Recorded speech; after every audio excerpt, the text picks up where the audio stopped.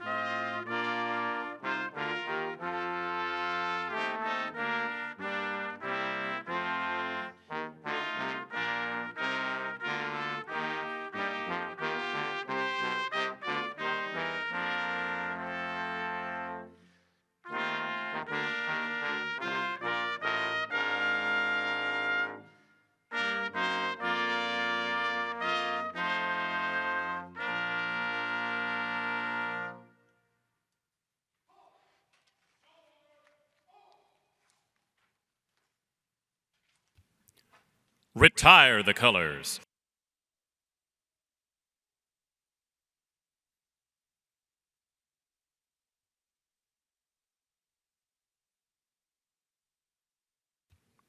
Ladies and gentlemen, Commander John Van Dyke, United States Navy, will now offer our invocation.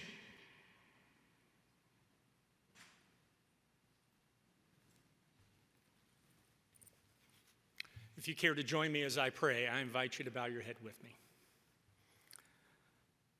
Almighty God, maker of heaven and earth, we pause now to give you thanks for every good gift that you give and for the ways that we see those gifts at work this week at Sea, Air, and Space. Thank you for showing us again how much we need one another if we are to accomplish our mission of supporting and defending our Constitution and our nation whose course it directs. Thank you for the work of the Navy League and their enduring support to America's sea services. Bless their work of educating and advocating on behalf of those who day by day put on our nation's uniforms. We do remember those who are in harm's way today, on the land, on the sea, and in the air. Give them the strength of spirit to accomplish their mission with honor. And now I ask that you would both strengthen us by the food that we enjoy and encourage us by our conversations and collaboration today. And may all the glory and honor be to your name, gracious God, now and forevermore. Amen. Please be seated. The President's Own United States Marine Band Brass Quintet will now perform a medley of the service songs. As you hear your branch represented, please stand proudly as we continue with the Armed Forces Medley.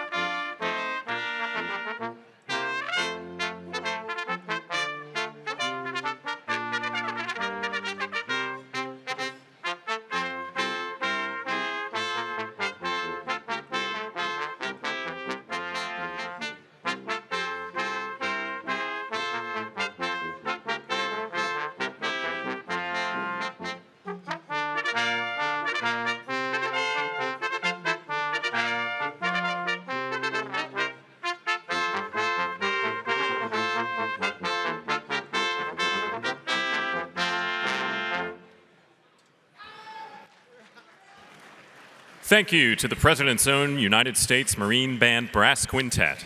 Our program will begin after lunch.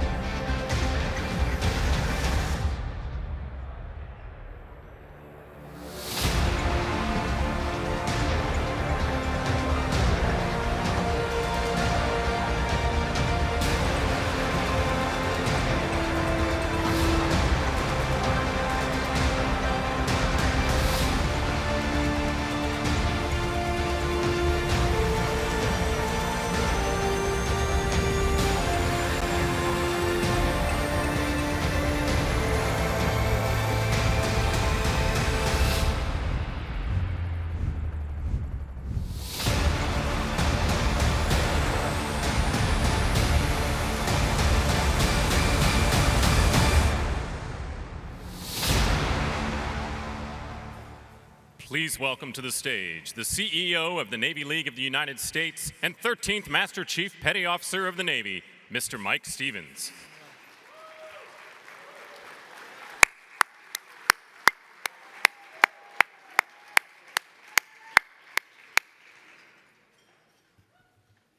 Man, that was impressive. I'd like to be a part of that organization. Yeah. Well, good afternoon, everyone, and welcome to the final day of Sea Air Space 2023. Give yourself a round of applause for being here. Thank you.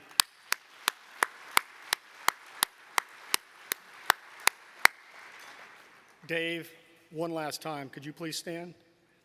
And stay there, my friend. On behalf of this man, our national president, Mr. Dave Riley, and the members of the Navy League of the United States, welcome and thank you for joining us for this year's Sea Air Space Luncheon. Thank you, Dave.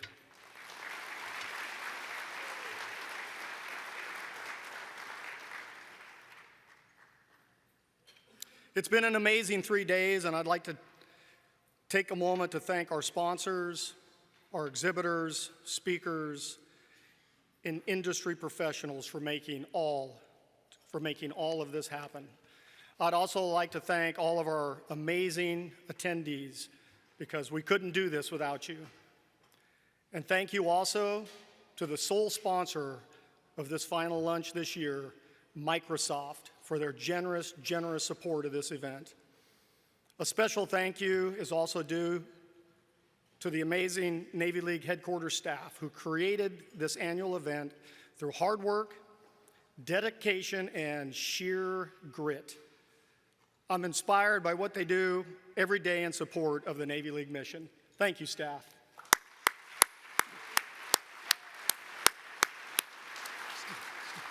Stand up, stand up.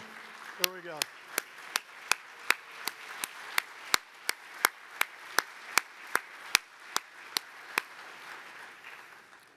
No, there's not 136 of them, there's just 36 of them. And finally, thank you to all who serve in our United States Armed Forces.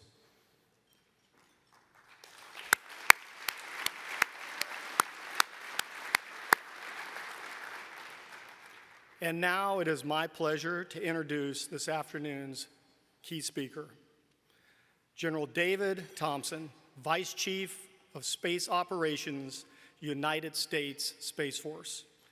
General Thompson was commissioned in 1985 as a graduate of the United States Air Force Academy.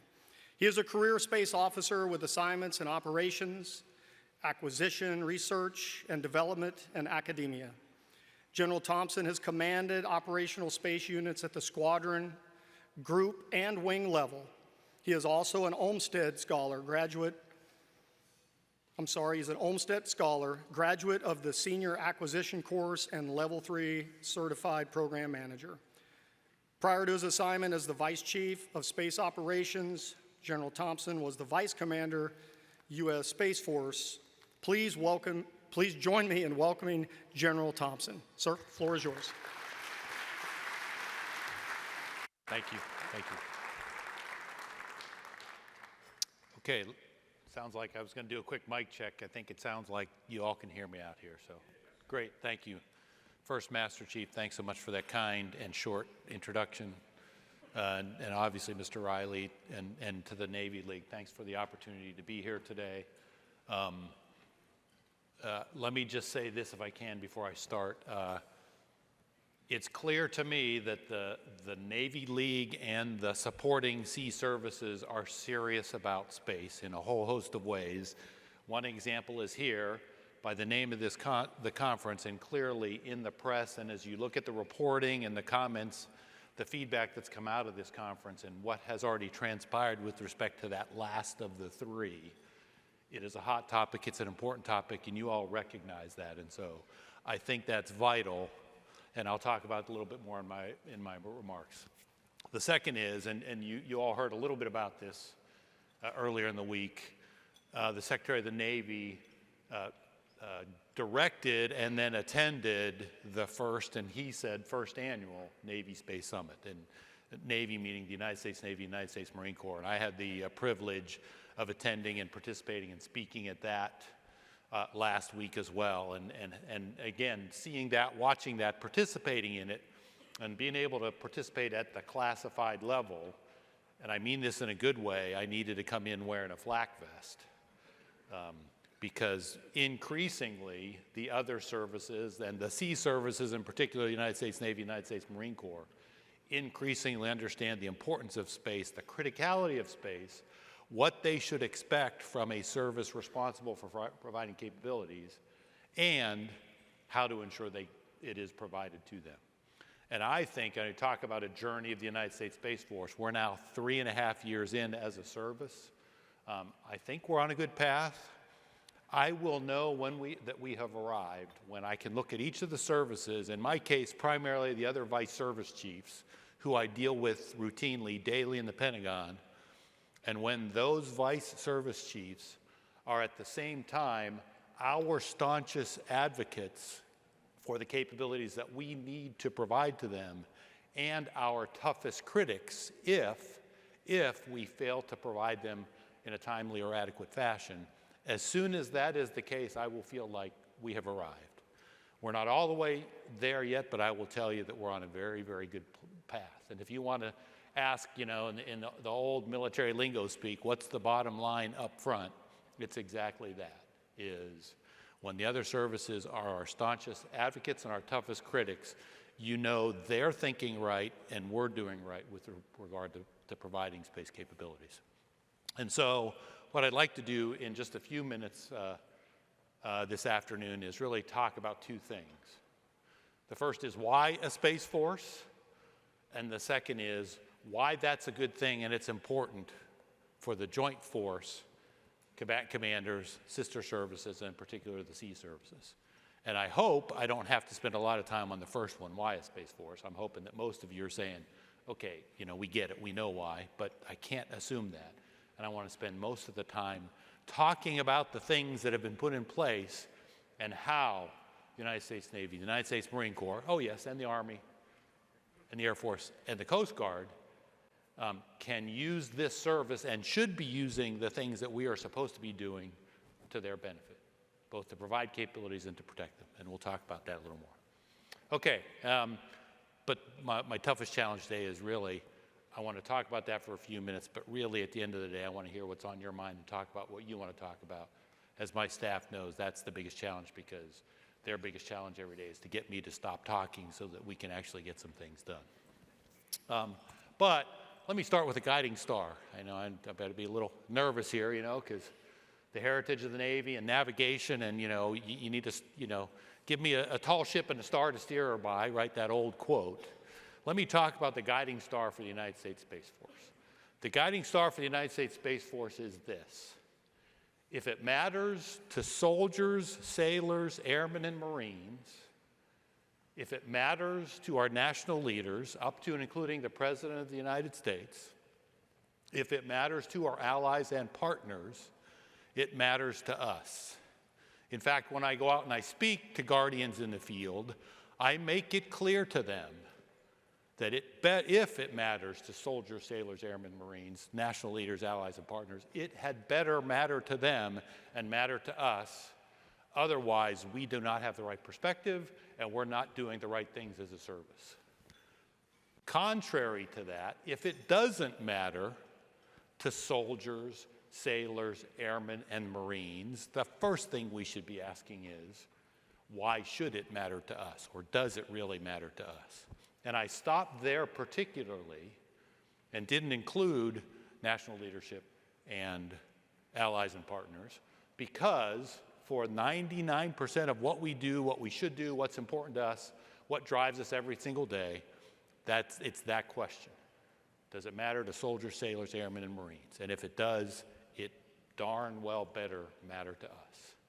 Now, there are a small number of things out there that may not exactly matter to soldiers, sailors, airmen, and Marines, that do matter to us because they might matter to national leadership or partners and allies. That's a very small number, but oftentimes that gets a whole lot of attention. And let me give you a great example, a wonderful example, truly. This past Monday, NASA announced the crew of the Artemis II mission. Going back, the first crew, the first Americans, the first of anybody in the human race to return back to the moon since Apollo 17. And they'll fly late in 2024, fly around the moon, fly to the moon, fly around the moon for a couple of days and fly home. Now, I understand why it matters to the United States Navy, because 2 of those 4 crew members are commissioned officers of the United States Navy. But in the big scheme of things, it doesn't matter a whole lot to soldiers, sailors, airmen, and Marines. But it does matter to the nation, and it matters to the Space Force, because we need to help understand what's out there. Are there hazards associated with it, debris, other things?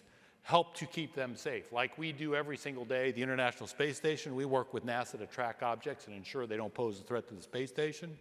We'll do the same for that crew that goes back to the moon. As I said, that doesn't exactly matter greatly to soldiers, sailors, airmen, and Marines, but it matters to the nation, it matters to our leaders, and so some of those things we need to be worried about, and we do. But if you want to talk weight of effort, focus, it's got to matter to soldiers, sailors, airmen, and Marines. And so as we think about that as our guiding star, like all services, we organize, train, equip. I think you all use man, train, and equip, but we organize, train, equip, and present forces really to do 2 things two general things. And the first is this: to provide capabilities to the joint force. Right? If you're using GPS to navigate the oceans of the world, or airplanes in international airspace, used to be the stars, now it's GPS. Thank you, United States Space Force. If you're communicating in the middle of the ocean, in the middle of trackless deserts, or somewhere where the infrastructure isn't there, whether it's a soldier, sailor, airman, marine, or it's the President of the United States commanding nuclear forces, we provide that for the joint force. Courtesy, that's brought to you by the United States Space Force. If a missile is launched anywhere in the world at any time, where was it launched from? What type of missile is it? Where is it going? Who's under threat? Make sure they get warned to be able to take action up to and including queuing missile defenses. Brought to you by the United States Air Force. Do that thing every single day. Other things as well. Work with the National Reconnaissance Office on overhead surveillance, intelligence reconnaissance. Those are the sorts of things that space professionals in the United States Air Force, the United States Navy, the United States Army, and to a very small extent, the United States Marine Corps have been doing for decades. We have to continue to do that as part of the United States Space Force. The difference is, in the past, we worried about natural threats. Debris, cosmic radiation, solar storms, those are the kinds of things we worried about when we designed, fielded, and operated space systems.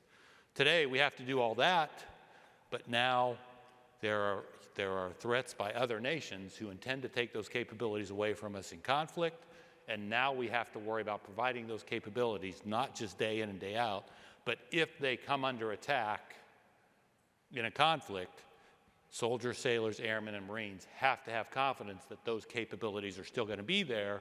That's the job of the United States Space Force.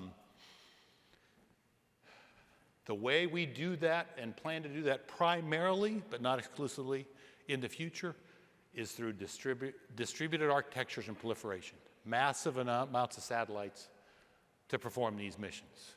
Today, we perform missile warning with about a dozen spacecraft. The official requirement is 7, and we do a very effective job of providing missile warning. The problem with that is 7 satellites are very vulnerable. Eliminate 1, eliminate 2, eliminate 3. The nation and the joint forces have a problem. In the future, that's going to be 100, 200, 300 satellites. Good luck. Take out 1, take out 2, take out 3, take out a dozen, and it's not really going to significantly degrade the capability. So that's the first thing we're doing as we look at those capabilities is rather than small numbers of very large, very exquisite, very sophisticated spacecraft, we're going to field dozens and hundreds and perhaps at some point thousands of spacecraft to do those missions. Good luck if you're an adversary trying to deny that capability to our joint forces. In some cases, there's still a very good reason for very large, very sophisticated, and relatively small numbers of spacecraft. Let's just say our responsibility is to help understand and field forces to help to protect them as well so that the nation and its forces can rely on the capabilities from those as well. The other part of that providing capabilities is supporting where the joint force is going in the future. Didn't see it specifically in press reporting, but assume at some level you talked about joint and combined all-domain command and control, the joint warfighting construct that the Joint Staff has developed, and let's call it the distributed nature of warfare we're going to in the future. That has got to be an interconnected force. Tremendous amount, first of all, a whole lot of sensing and detection and targeting and data relay through space.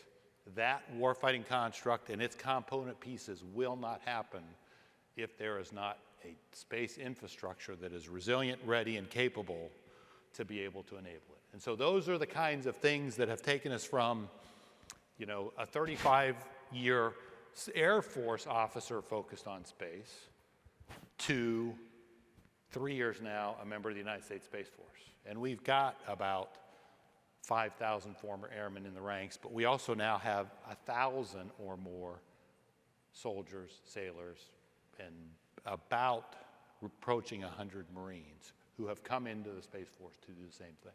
And so that's the first thing we have done. We do now, we've done for decades, but what's changed is ensuring that they're there under attack. The second is new, and another vital reason for a military service.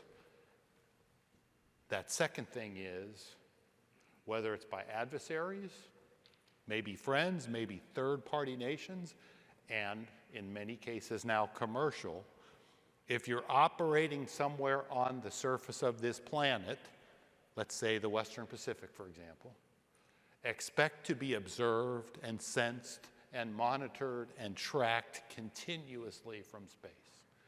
We are not quite there, but we are really, really, really close.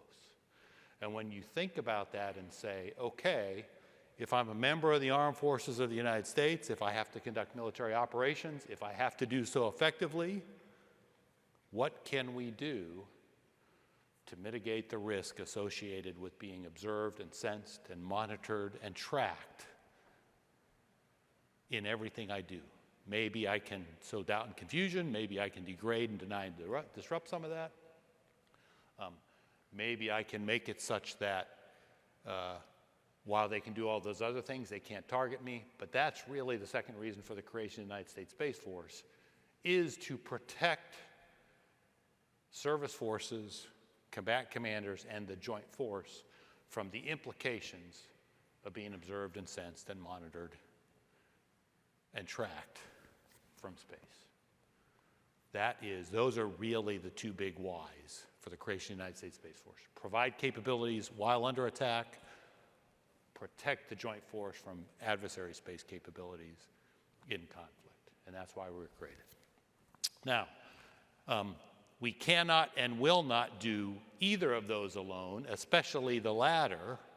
In fact, it was the United States Navy who very early in our existence as a service came to us, me in particular, but others, and I think J.T. Trussler talked about it earlier this week and said, hey, Space Force, we need to talk.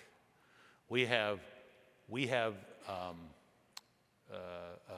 surface units, we have surface action groups, we have carrier strike groups, we have amphibious ready groups, we have Navy combatants operating on the world's oceans.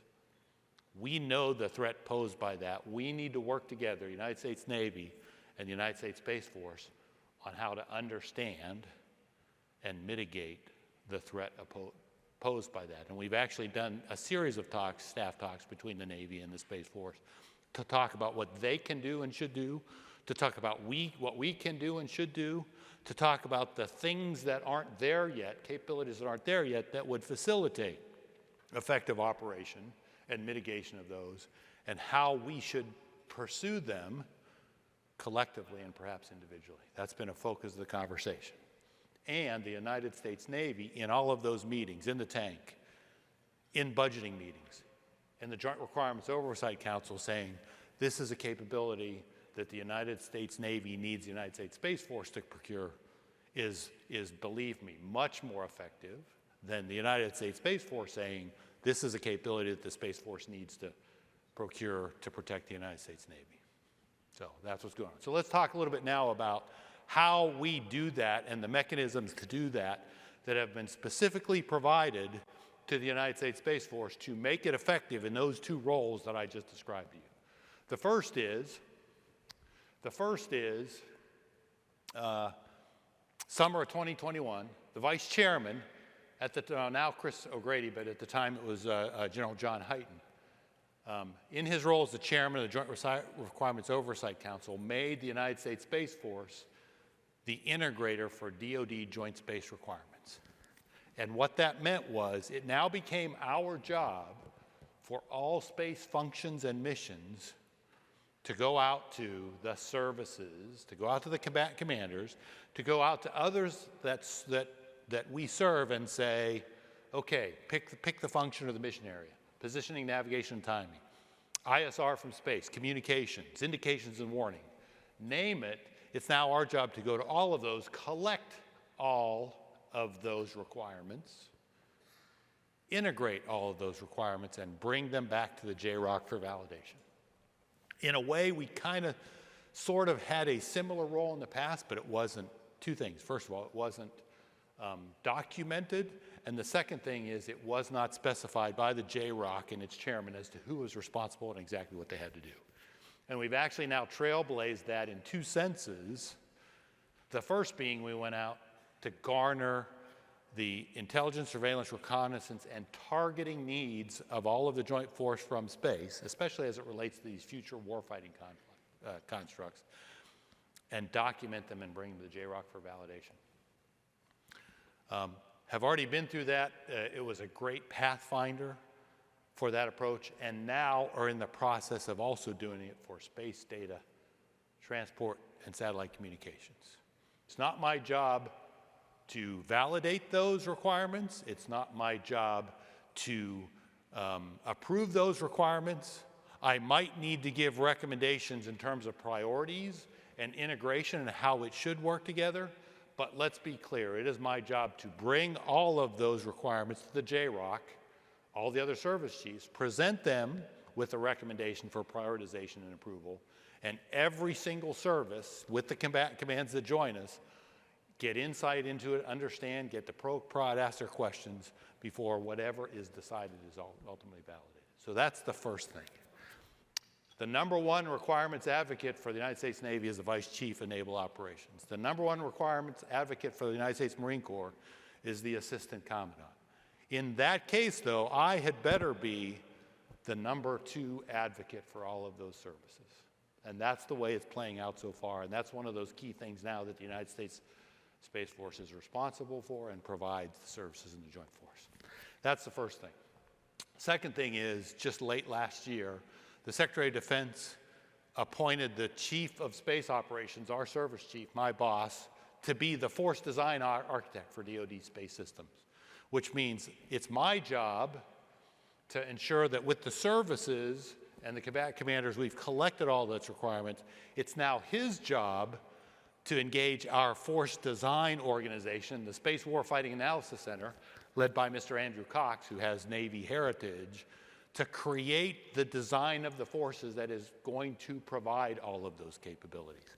And again, we've already done that twice to great effect. We have many in work, but we did it first as part of ISR needs, surface moving target indication, ships at sea, large objects on the ground, being able to track them, identify them, track them, and ultimately, we believe, target them effectively from space based on what the United States Navy needs to fight, what the United States Marine Corps needs to fight, what the United States Army needs to fight, and what the United States Air Force needs to fight. That was the first true foray into DoD-wide joint force design. And we saw in the 24 budget a very, very large investment in getting ready to deliver that capability for the nation. That was the first one. The second one, and the one we're engaged in right now, is space, data, transport, and satellite communications. That enabler of joint all-domain command and control and the future warfighting construct, that personal opinion, that specific design activity of all of the things we think we're doing that are important to the joint force, the services, and the nation, that may be the most important thing that we do for the joint force for the next decade, ensuring that it has the full-scale, resilient, effective space-based data transport and satellite communications it needs to operate effectively. And we have no stronger advocate and today tougher critic in that process than the United States Navy, which is exactly what they should be. So I better be careful. I need to leave some time to talk. And then the last responsibility we're given was actually given on the Secretary side, the acquisition lead for space, Secretary Frank Calvelli, as the architectural and programmatic integrator for all those space systems. So now I'm responsible for collecting and getting all the requirements together. The Chief of Space Operations is responsible for creating the design that implements those requirements. And then the Assistant Secretary of the Air Force for Space Acquisition is responsible for putting together the programmatic and engineering and architectural integration to make sure it's delivered. Those are three tremendous capabilities and responsibilities that have been given to the United States Space Force, and on one side, the Secretary of the Air Force. And so with that process in place, for the first time, I think we truly have an integrated capability from definition requirements all the way to fielding for joint force and service needs, and the accountability to make sure the requirements are right, to make sure they're accounted for in an integrated force design, and then that actually the series of acquisition programs and the architecture and the framework is there to put them all together to deliver them effectively. And like I've told my fellow service chiefs with all of those responsibilities, I've told them for the longest time, I will be excited for the day when you all truly understand the roles and responsibilities of the Space Force and what it's supposed to do for you. What I don't tell them is I'm also incredibly nervous of the day that they all truly understand the responsibilities of the United States Space Force and what it's supposed to do for them, because at that point, I think they will truly and fully become not only our staunchest advocates, but our toughest critics. And when that day comes, like I said, we will have fully arrived, and it will be indication to me, and I hope all of you, that what the nation said it wanted and needed 3.5 years ago in the creation of the Space Force is fully realized. Thanks all. I think I'm going to stop there and leave a little bit of time for questions.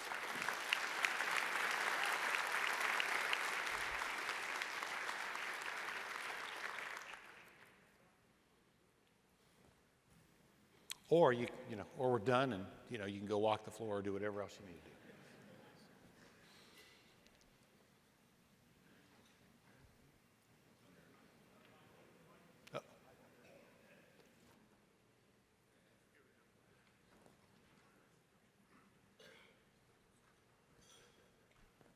Wouldn't want you to be bored, sir. Tom Drugan recently retired. Can you talk a little bit? You talked about targeting from space. Yeah. Can you talk about the challenges that you have, along with the Missile Defense Agency, for hypersonic threats, ballistic missile threats, and the alignment of the two organizations? Yeah, absolutely. What I'll tell you this is, we have a lot of partners that have been long-standing, have been great partners for years, and will continue to be. Not defense-related, NASA's one of them, but the National Reconnaissance Office, the Missile Defense Agency, and others have been great partners over the years. Right now, our biggest challenge, frankly, is hypersonics. We have a fabulous missile warning, ballistic missile warning architecture that's been in place and developed for decades. It has facilitated the Missile Defense Agency in providing ballistic missile defenses. Hypersonics are a whole new challenge. Basically today, missile warning does not exist. Missile tracking, without missile tracking, birth to death, launch to impact, and targeting for those things will not exist without full scope tracking. And so as you all know, Missile Defense Agency is working now to create hypersonic defenses. What they need from us, like I said, the ballistic missile process in the past was ballistic missile launches at burnout. You understand based on physics where it's going to land. You know it's going to land, you provide warning, you cue defenses to attack. Now with hypersonics, no idea up to, in fact, probably the last minute of flight exactly where the target is. So the investments in the 23 budget, now 24 budget, we have greatly and globally expanded our missile warning, missile tracking enterprise so that it will now track hypersonics, birth to death, and so that we can provide those tracking cues to the Missile Defense Agency that they can use it for their defenses. Won't come online till later this decade, but in addition to proliferating for resilience, proliferating to provide global coverage and global tracking is one of the things we're doing work with MDA on. Thank you. General, my name is Mark Jason. Thanks for coming today to speak. We spent a lot of time talking about space, but we don't talk a lot about ground, which is the other half of the space enterprise. Can you talk about some of the investments that we're going to be making in, for example, in ground segment and or what the plan is for the DoD gateway environment? Yeah, I can talk about it some. Here's the challenge. Well, I mean, one of the many challenges. In some cases, the Space Force owns the ground, and those service vice chiefs can and should understand and hold us accountable. The other side of that is a lot of the ground is owned by the other services, right? One example is satellite communications. Today, we'll provide communications and some gateway support, but in many cases, it's Defense Information Systems Agency or the Navy or others. One of the conversations that has to occur in that sense is, do you need one agent responsible for all that? Because, as so often happens, providing space capabilities in ground gets disconnected. So where we own the ground, and we do in many cases, the services need to continue to hold us accountable for delivering the ground at the same time. Where we don't, we have to do a better job of synchronizing capability we put on orbit with what the associated infrastructure is. A second area that we fall down in is positioning, navigation, timing, GPS, right? We've got tremendous capabilities on orbit today, very limited capability in the receivers to take advantage of it. So I think there's probably a mechanism for where we don't own the ground, and in some places we should not, a better job of driving the synchronization of those together. So, Thank you. thank you. Thank you very much, General, coming and sharing Space Force with us.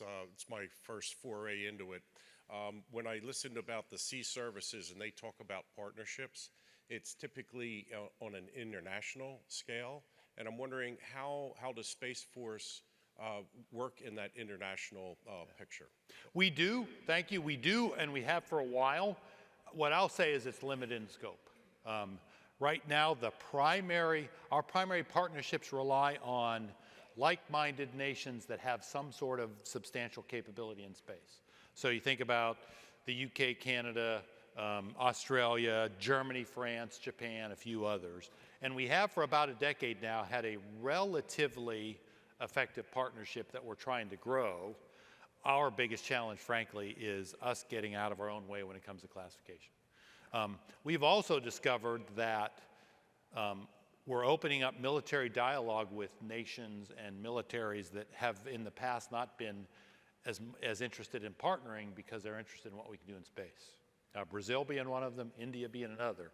And so in our case, all of those partnerships are still a little bit limited and focused more on what we can do together. It will be a long, long, long time, certainly not in my career and maybe not in my lifetime, when we have an extended relationship with all sorts of navies or Marine Corps or Air Forces like we do around the world, because most nations just aren't ready to do it. But it's there, it's relatively limited, but it's growing. Thank you. Yep. Good afternoon, sir. It's Corey Ash from Resource Metrics. Thank you for coming and thank you for your leadership. I will say that my cousin is actually enlisted in the Space Force. Very proud of him and the entire service as a whole. Thank you. My question is, you mentioned being able to launch these 100 or 200 or 300 satellites. What can we do as an industry, right, or as a small business, myself in particular, to ensure that we all don't end up working for Elon Musk and Starlink? Well, don't get sold to Elon Musk. Right? Okay. So I would say a couple of things, and part of it's our responsibility and others is a lot of the energy and the vibrancy and the innovation today is coming from the commercial sector. Certainly Elon Musk, you can name a couple other billionaires, but a lot of small markets as well. And I think, and I often use the example of the smartphone, you all have your smartphone, right?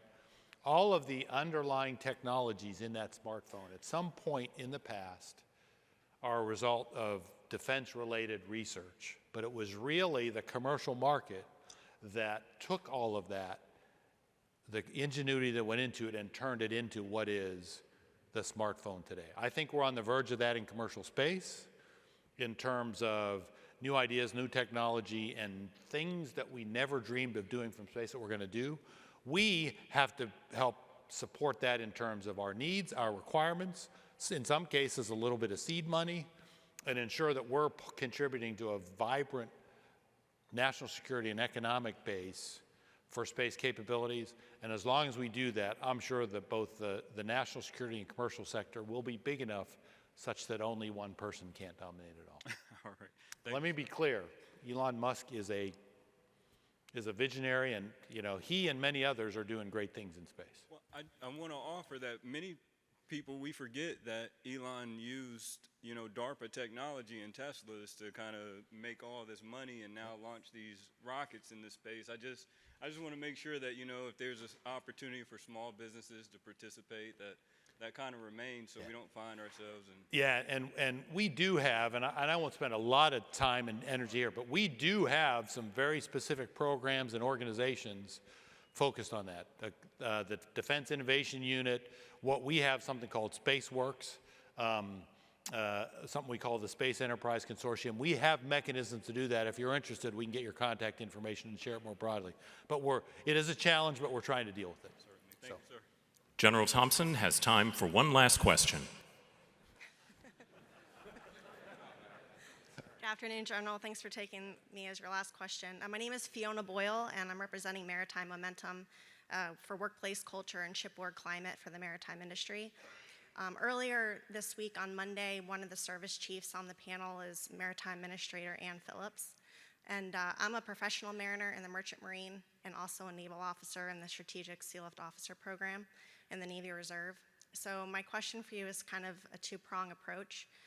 When you talk about GPS and connectivity at sea, specifically I look at it as quality of life for U.S. seafarers, but also from the Navy hat and perspective is in a time of war, our U.S. flag Merchant Marine being impacted and not being able to communicate or really provide the surge to support the military as a whole. So my question for you is, what is your number 2 role as advocate for the Maritime Administration and the U.S. Merchant Marine? So great question. And I'll say it in the following sense. The only direct and formal role is the following. We are responsible for providing commercial satellite capabilities to the services, the Joint Force, and any other government agency that asks and wants to use it. So in that case, I don't have requirements to provide military satellite communications right to the Merchant Marines, but I'm required to provide it and provide vehicles for that for any government agency who wants it and wants to make use of those. I will add to that, it's not just, here's a menu of options, pick the one you want, sign the check, and off we go. That includes engineering and other sorts of services that help the Merchant Marine, among others, understand what sort of equipment I need, what sort of operating concepts, what sort of vulnerabilities may I or may not have, how can I mitigate those vulnerabilities, what services are best to serve me in peacetime, to serve my morale and welfare needs, to serve my wartime needs. We can help you with all of that, and I will tell you, especially based on recent activities, we have a lot of lessons learned and understanding how to do that. So we can do that with you effectively as long as you come and want to partner with us. Great. And again, if you have somebody or you're interested, we can take your contact information and make sure it's connected. There's a lot that can be done today to facilitate all you're asking for. Thank you. Okay.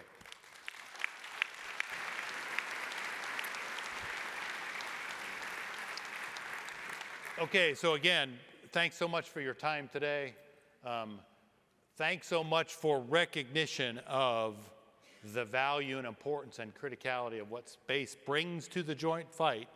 And I look forward to the day when all y'all and your vice chiefs and your services are our staunchest advocates and our toughest critics. Thanks all. Have a great day. Please remain in your seats for a brief award presentation. Would you welcome to the stage the 51st National President of the Navy League, Mr. Dave Riley, and the CEO of the Navy League of the United States and 13th Master Chief Petty Officer of the Navy, Mr. Mike Stevens, to present the National President's Medal to Rear Admiral Carl Gillis, Defense Military, Naval and Air Attaché, Belgium Defense Mission to the United States of America.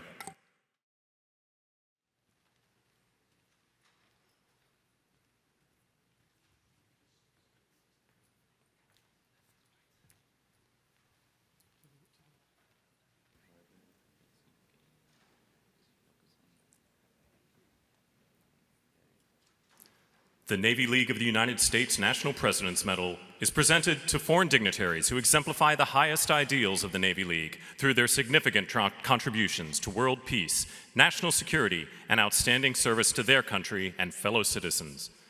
In tribute to one who has followed such a course of leadership, the Navy League of the United States is honored to present this award to Rear Admiral Carl Gillis. Rear Admiral Carl Gillis, while serving as Defense Military, Naval, and Air Attaché, Belgium Navy, has maintained an important friendship with the Navy League of the United States since 2021 and has forged a relationship that has helped us remain connected as partners and allies. Gillis's expert involvement was directly responsible for an increased presence for the Belgium military and naval delegation at Sea Airspace 2021, 2022, and 2023 expositions. He functioned as the main proponent for the formation and attendance of the Belgium delegation for these events and exemplified steadfast dedication to bridging the gap and understanding our international partners' geopolitical and geographic challenges. His assistance in building a collaborative partnership between Belgium and the United States will continue to enhance the security of both nations for generations to come. Rear Admiral Gillis's remarkable contributions reflected excellent credit upon himself and were in keeping with the highest traditions of naval service of both our nations and the Navy League of the United States. Presented this 5th day of April 2023, signed, David J. Riley, 51st National President of the Navy League of the United States.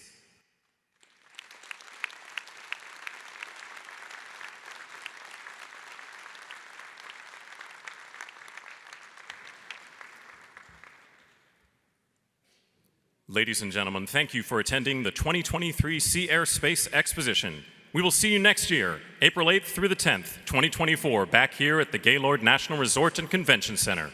The exhibition floor is open until 3:30 p.m. Safe travels.